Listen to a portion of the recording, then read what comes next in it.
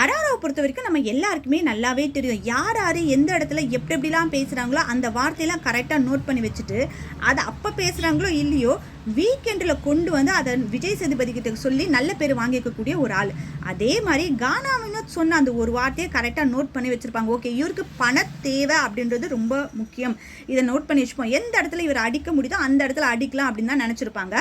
இப்போது ரீஎன்ட்ரி கொடுக்குறவங்க ஒவ்வொருத்தரும் அடிச்சுட்டு இருக்கும்பொழுது கானா வினோத்துக்கு மக்கள் நமக்கு சப்போர்ட் பண்ணுவாங்களா, நம்ம எப்படி வெளியே தெரியும் அப்படின்றது நம்ம எதுவுமே தெரியலையே அப்படின்ற அந்த குழப்பத்தில் தான் அவர் இருந்துட்டுருக்காரு.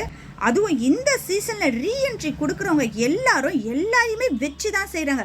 ஒரு சின்ன இன்ட்டு கொடுத்துருந்தா கூட கண்டிப்பாக அவர் பணப்பெட்டி எடுத்துகிட்டு போகிறதுக்கான வாய்ப்பு இருந்திருக்காது. ஏன்னா இதுக்கு முன்ன சீசன்லாம் வந்து பார்த்திங்கன்னா முத்துக்குமரன் ஜெயிக்கிறதாகட்டும், அர்ச்சனா ஜெயிக்கிறதாகட்டும் ஒரு இன்ட்டு மாதிரி அவங்களுக்கு முதலே தெரிஞ்சுது. ஆனால் இதில் கானா வினோத்துக்கு உள்ள ரீஎன்ட்ரி கொடுத்தவங்க யாருமே அவ்வளோ பெருசாக சொல்லலை.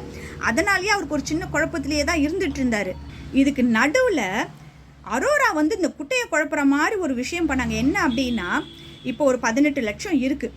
இப்போ இது நாள் வரைக்கும் நம்ம விளையாடிட்டு வந்திருக்கோம் அப்படின்னா இந்த 18 லட்சத்தையும் நம்ம எடுத்துகிட்டு போயிட்டோன்னா இன்னும் ஒரு 2 நாளில் திரும்பி ரீஎன்ட்ரி கொடுப்போம். அப்போது அந்த சேலரியும் நமக்கு வந்துடும், இந்த 18 லட்சமும் நம்ம கைக்கு இருக்கும்.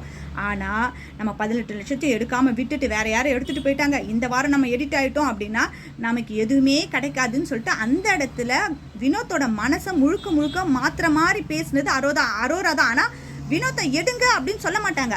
அது மாதிரி பேசும்பொழுது கண்டிப்பாக வினோத்தோட மனசு மாறும் அப்படின்றத அவங்க தெளிவாக புரிஞ்சுதான் அந்த வார்த்தையை அவங்க பேசியிருக்காங்க.